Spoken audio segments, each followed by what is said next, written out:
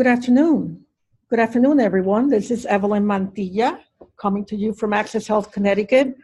Welcome to today's webinar on open enrollment updates for 2019.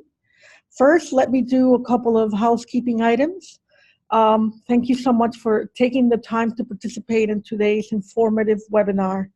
The participants are automatically muted once you're logged in, and I would ask you to please keep your audio muted for the duration of the webinar. We are going to be happy to be able to answer questions of the participants. However, we ask that we reserve the questions until the end of the webinar. The best way to get your question to us is to type it into the chat box, which is located on the control panel. And we will answer each of the questions accordingly after the end of the presentation. Lastly, if you find your audio component experiencing technical difficulties or you wish to call in instead, please switch from audio to phone call in the control panel. You will be given a phone number and access code to dial in and listen to the webinar. So let's get started. Again, welcome to today's webinar on open enrollment updates for 2019. I'm happy to let you know that the presenters today include Deb Eastman, who is the Enrollment Services Manager, as well as Shelly Pierre, who is the Broker Support Supervisor. I'm going to go ahead and hand it over to Deb to get us started. Thank you, Deb. Thank you, Evelyn. Good afternoon, everybody. Before I kick the meeting off, I just want to say thank you to all the brokers for being out in the field, being at our enrollment fairs, and then also at our CEP sites. Huge thank you for making this a successful open enrollment.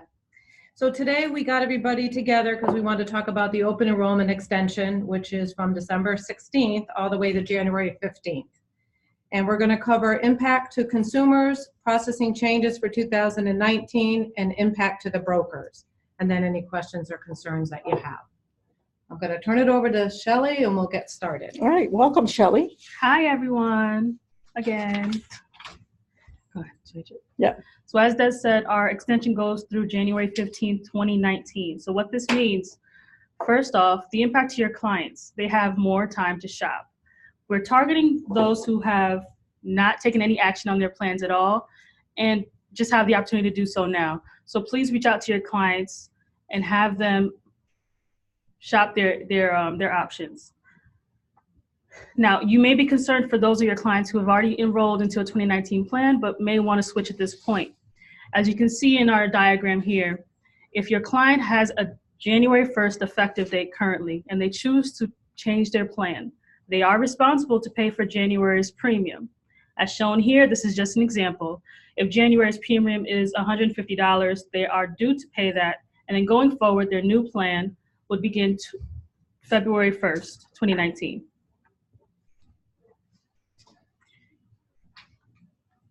When processing changes for consumers who already have an active 2019 plan in their account, you go into their consumer account, choose the reported change option, and you'll have to walk through the application and submit the change. So on the next screen, the first thing that comes up when you choose the reason for change, reported change, you have to choose the reason for change. Now, there's a plethora of options here, and most likely your client may not have any major changes to report at this time. However, if you can trigger just a minor change, like changing the address from street spelled out to abbreviated ST, that's enough for you to move along through the application and submit and shop for a new plan. Once you've gone through the change and submitted the application, you'll be presented with the eligibility determination page, which you all are familiar with. So you'll go ahead and check off all the options, whether they're eligible for a subsidy or not, and move forward to the next screen. You'll then be greeted by this screen. Again, very familiar to a lot of you. It's just to walk through some of the enrollment disclaimers as you go through with your client before you see the shopping screens. Once you've chosen the plan, this is the screen that comes up. Now, it's confirming your current enrollment. In this example, we have an Anthem plan.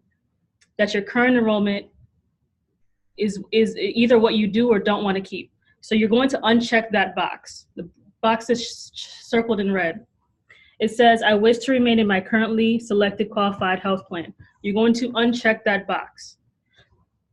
On the same screen, towards the bottom, there's one other checkbox that must remain checked, and it says that I have read and understand the above disclaimer. So 2 things to note here. On this page, you want to uncheck the first box saying that you do not want to stay in that plan that you're currently enrolled in.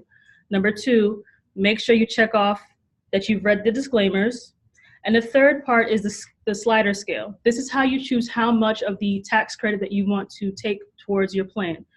Make sure it's adjusted to the liking of the consumer, and you can proceed forward.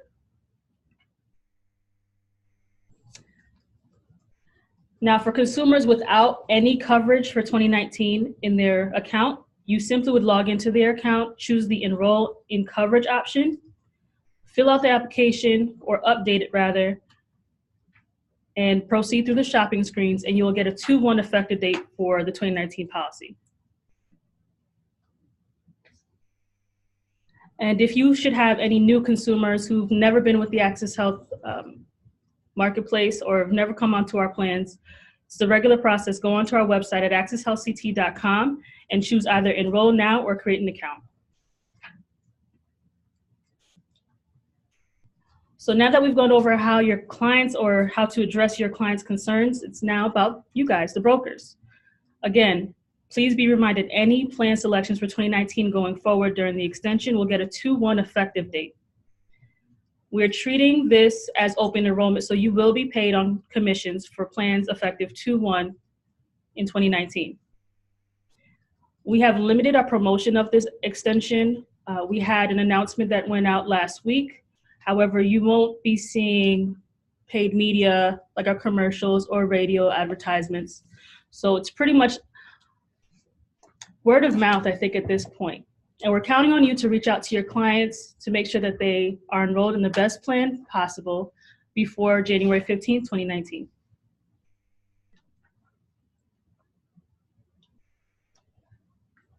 So during the primary season, up until the 15th, we had several CEP sites, and that was for our in-person assistants. Those have closed as of Saturday, 12/15.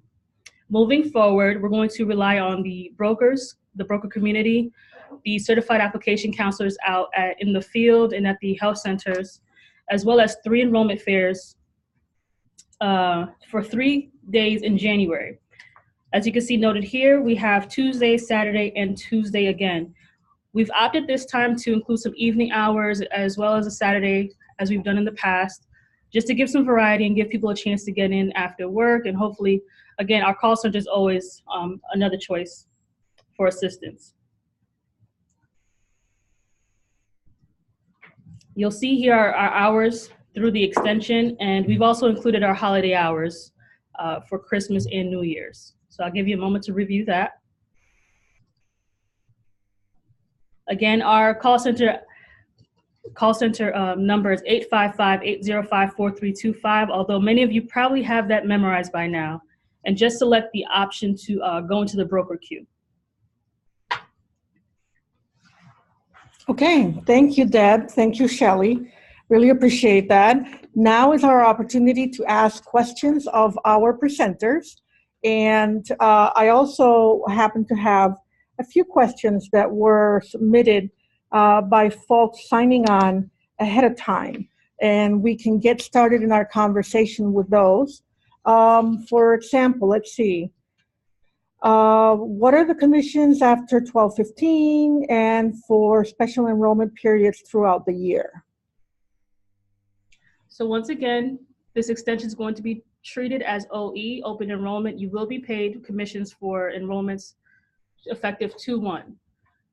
Any other questions about special enrollment commissions or the rates should be directed to the carriers themselves. Access Health, we feed the information about who's tangled or connected to their clients, and we send that to the carriers, but we do not handle commission rate information or their policies. So please direct those kind of questions to the carriers. Okay, terrific.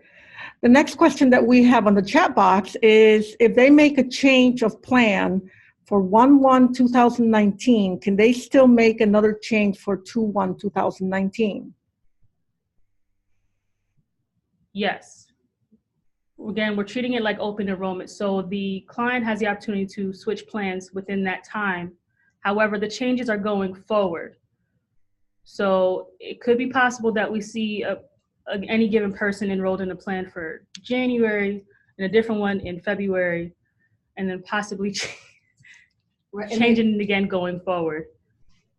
And depending on when they made the change for January, they just have to make sure and pay that January premium for whatever that plan is that was chosen originally. Got it, exactly. Terrific. One of our participants wants to know if open enrollment is for everyone, not just renewals. It's open to everyone. Hopefully at this time, a lot of people have already come on to the website and taken action. So we're hoping for you guys, the brokers, to just push any clients that maybe have slipped through the cracks or just didn't get back to you in time, to push them to encourage them to make some change at this going forward. But it's open to everyone. Great. The next question I have actually came to us ahead of time as well.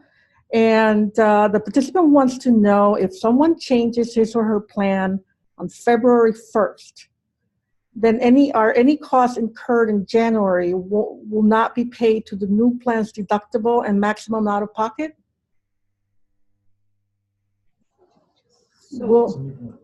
Yeah. No. If it's a new plan, you can't carry over. Start a new deductible. Right. It starts over. That's a decision the consumer has to make. And that's something that you'd have to make them aware of. Got it. Very good. Any other questions that the participants may have? Yep. Oh, terrific. Thank you. We had a couple of new people that came to us even after reporting a change. They're not able to select the plan. It just directs them to the account home. Does that sound like a system question? That might be a system question. The best bet is to contact the call center in that regard. We're seeing a lot of questions about SEP or comments about SEP. This extension between December 16th through January 15th is not considered a special enrollment period. We're treating it as open enrollment. So it'll be just paid out as open enrollment is or has been in the past. All right, thank you. Thank you. Appreciate that clarification, most definitely. I have another question that says, when shopping for options after an existing plan was auto-renewed and we don't like the options and want to keep the auto-renewed plan, do we still need to select the auto-renewed plan again, or can we just leave the change as is and log out? No, if they already reported changes, if they're reporting changes, they need to select the plan. Again. Okay. The auto-renewed plan again. They need to select the Yes. auto-renewed plan again. Mm-hmm. All right, terrific. All right. That's true. Let's see. I really appreciate that people are putting in their questions, and I'm trying to select. What happens if we don't select the auto-renewed plan?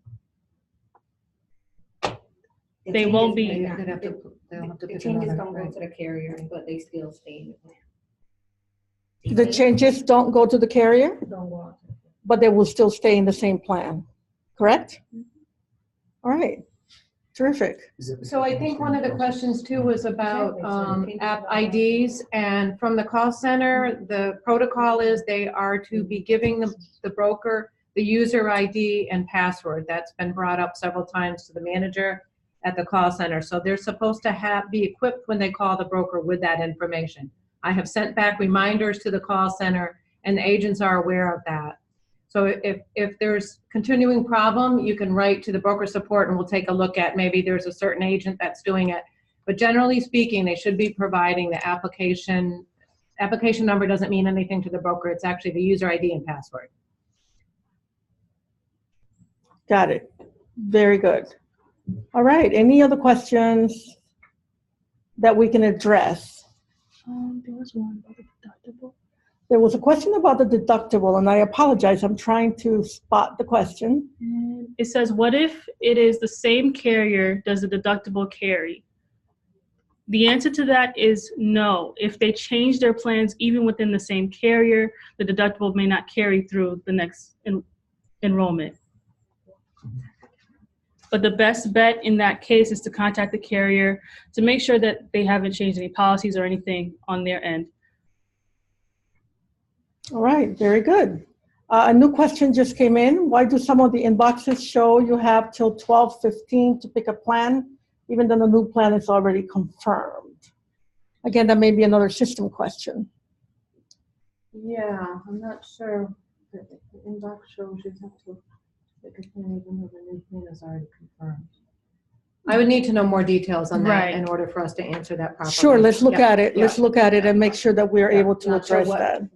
what box they're Okay, speaking. terrific. Thank you. I appreciate that. If they change from Connecticut that they were auto-renewed in and changed to Anthem for February 1st, does this affect them at all if they don't pay the January premium? They need to pay their premium. We have emphasized in all our communications that their premium, wherever they were signed up and what plan is, they have to pay their January premium. Very good. Okay, so we want to stress that again. The consumer needs to be told that they need to pay that premium.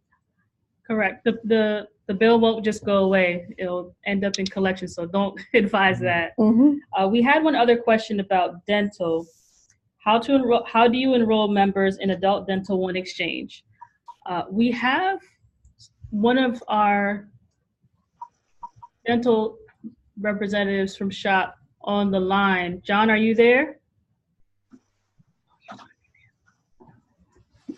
Yeah, we want to, oh, I see, very good.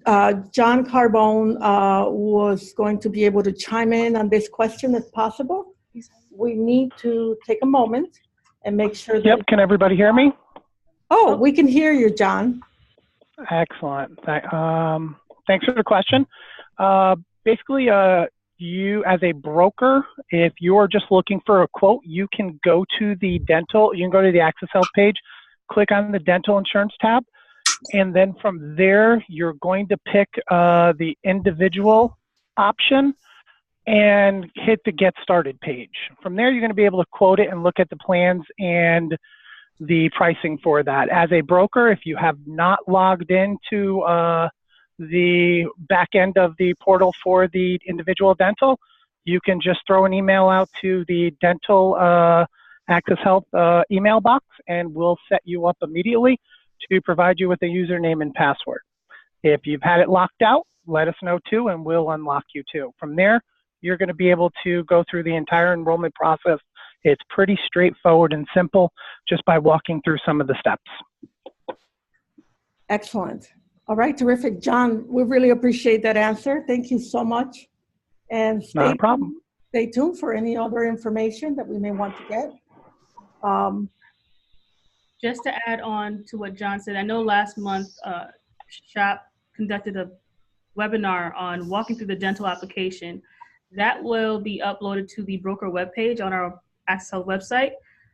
So check back for that towards the end of the year, beginning of January, hopefully as soon as possible, so that you can use it as a resource. Great. Excellent. Thank you, Shelley. Thank you. We have a question on the 8962s. Is that something we can look at very quickly? Yeah, I'm looking at that. I'm not sure. I think I'd have to look a little further. I don't know what situation they'd be asking for the information off the 8962. Yeah, just so that. That's a takeaway for you. Sure, definitely we'll look at that. And just so that everyone is clear, the question basically says, why are some of my newly signed up Access Health Connecticut clients being asked to submit their 8962 form, even though they've never received prior year tax credit? What should be sent in? So again, Deb, we'll make a note we'll be sure to look at that situation and get that information back out. All right, any other questions? The 8962, they got, okay. Oh, looks like Someone's got a response. we have a response to the 8962 question. So in the event that you have a client that has never been on this exchange with us and has never received tax credits, you'd have to send us their most recent 1040 or tax return. That way we can verify that they did not receive any financial assistance, and then we'll be able to verify that in our system, and it won't ping it for them going forward. Great, thank you, Shelley. I appreciate that.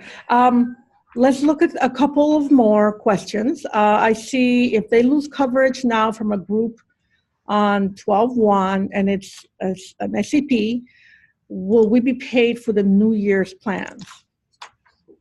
So if it's a special enrollment period because they lose the coverage on 12/1. But we're still in open enrollment, so if they sign them up, Very it's open good. enrollment. That's the Yeah. point, that in fact, then that means that it is not truly an SEP because it's during open Still enrollment. open enrollment. It works the same as all the other signups. Beautiful. I think there was a question out there too, regarding when the broker calls into the call center, why do they have to verify? And that's to make sure that the agent is speaking to the broker of record and also to I guess the privacy of the consumer. If the consumer's not on the phone or is on the phone, they want to make sure that they're speaking to the right individual with PII and PHI information.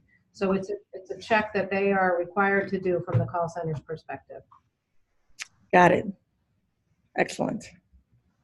All right, if there are any other questions that participants have, feel free to type them into the group chat and we will answer them. Someone's asking very quickly, the tax forms required are 1040 or 8962? Your answer said? Yes, it's the 1040 if they have not received tax credits from us in the past. Send in their 1040 so we can review it and verify that.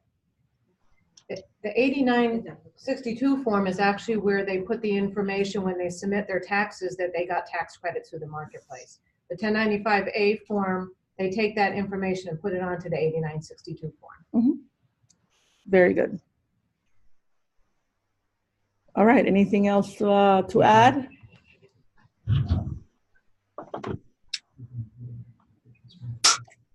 Again, give me a moment. I'm scrolling through the many questions and we want to make sure that we've had to hop on a little bit. If they haven't filed their 2018 tax returns, will we accept 2017 8962s? Yes, we'll take the most recent filed tax return. So, correct. Got it. And just to add again to this question as it builds, there are different forms of 1095A, B, and C. So A is the form that is generated if you receive tax credits from Access Health. B is if you've been on Medicaid. And the 1095C is if you've had coverage through an employer. All acceptable forms when trying to prove proof of eligibility for financial assistance. That's how it's named on our application. We're getting a lot of questions that might seem a little client specific. I'd like to invite you to go to our webpage, the broker webpage.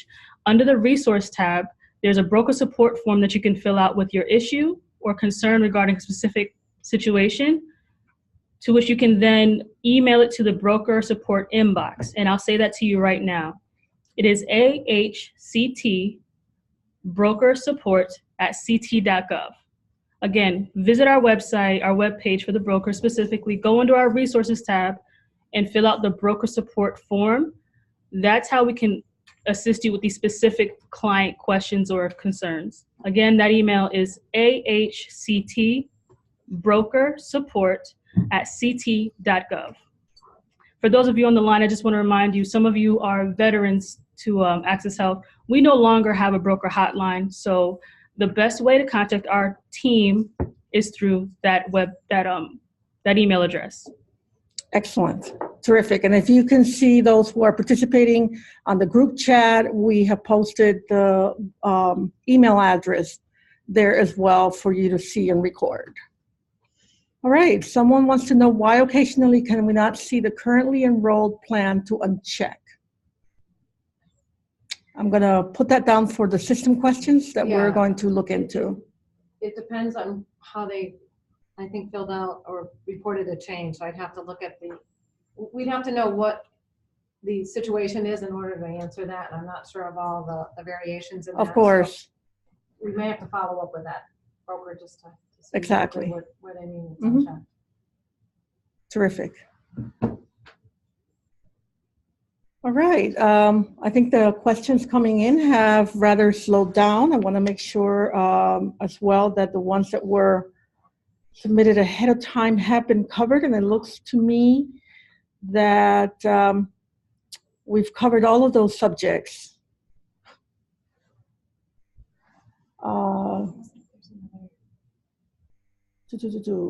One question says, can you send us the issue form and PDF? Oh, the issue form that we just talked. Right, it's About- located on our broker webpage. Let's get you the link, and we'll put it into the group chat. Great.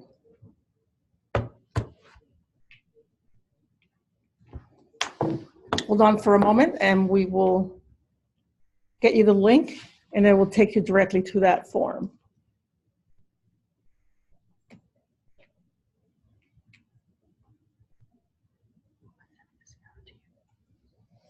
Send it to Sarah. Thanks for holding, everyone.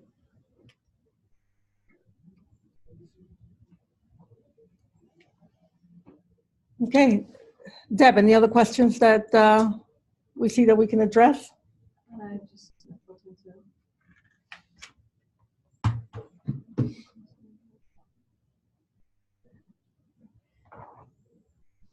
Just trying to filter through real quick here to see if we missed. Someone asked, and perhaps we already answered this, what is it that they have to show for financial assistance? 1040. The 1040. Again, we go back to that point. Very good. Okay, and here is the link for learn.accesshealthct.com/brokers.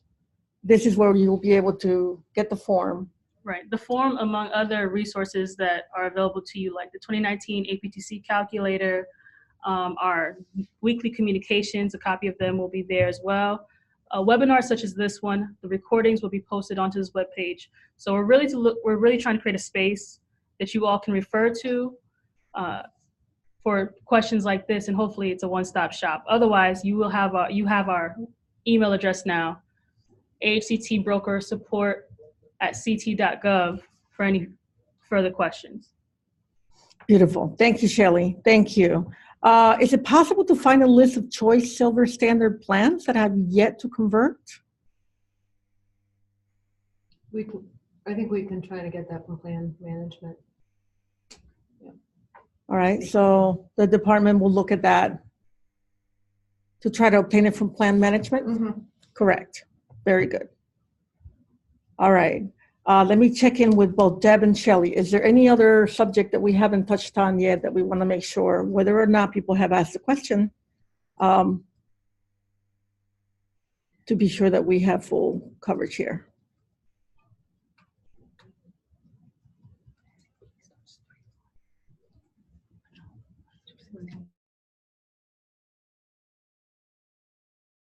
We've pretty much run through some of the questions that we got beforehand.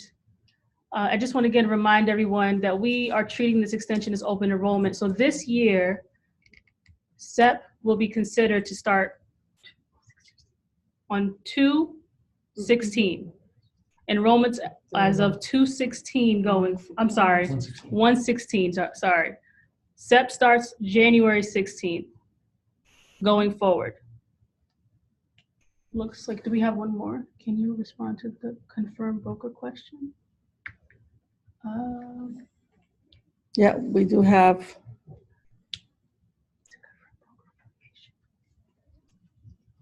Very good. While you look at that for a moment, someone is asking if a recording of this page will be on the broker page, and the answer is absolutely yes.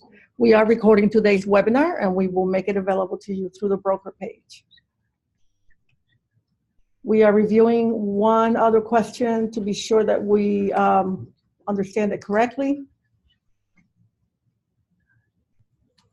Meanwhile, let me remind you that we certainly will make this webinar recording available to you.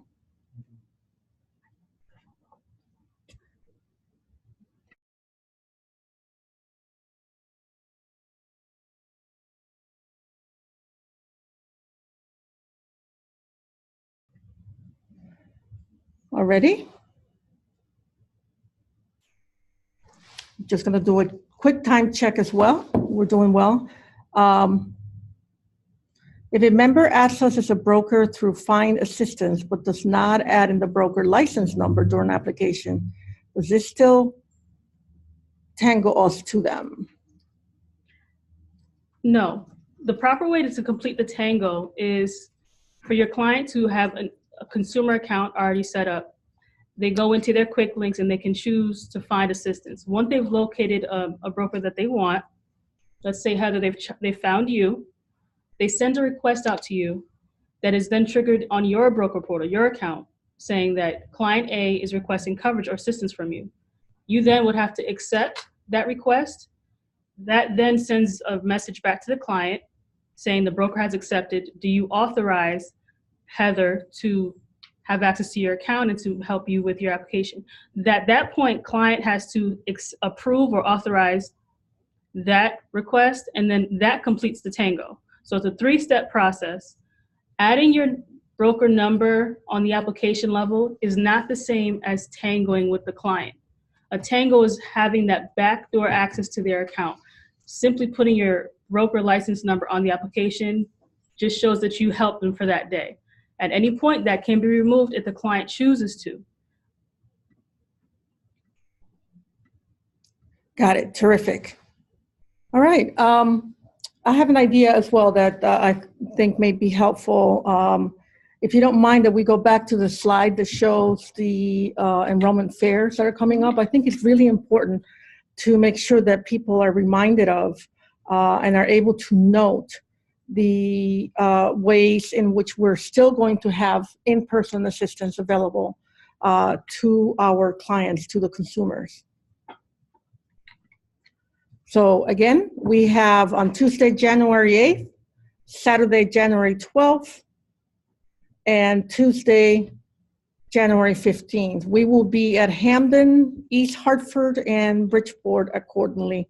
And as you can see, we do have, because some of a couple of these dates are weekdates, they are intended for the working crowd to come and see us after hours. And of course, the Saturday, January 12th, which will be in East Hartford, should be a rather busy one as well to be able to help our consumers at that time.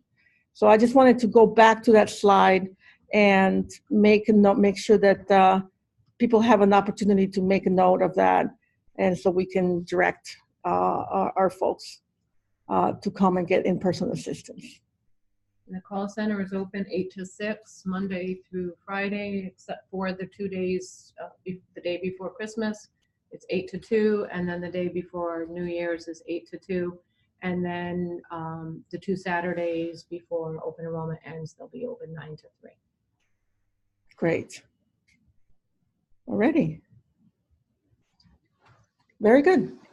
Let me do one last check with our team here. Are there other subjects that we want to make sure that we touch on? Very good. Great. And I see that we don't have any other questions coming in the form of questions that we can make sure we address. Last reminder, this webinar is being recorded and it will be made available to you. There were a couple of questions that we've made note of that we will follow up on that may be more system oriented that we were able to help you with here. But we will certainly be sure to take care of that. And with that, I'm going to take one last look to be sure All right. Oh, folks are asking, do you still need broker assistance for the enrollment fairs in January? I think they're full. They're full We already. Actually, I think have a waiting line at this point. Oh, waiting got list. it. Yeah, that makes sense. I know they Thank have been you very for that. successful, and we're really glad that we're able to do that. Yeah, very good.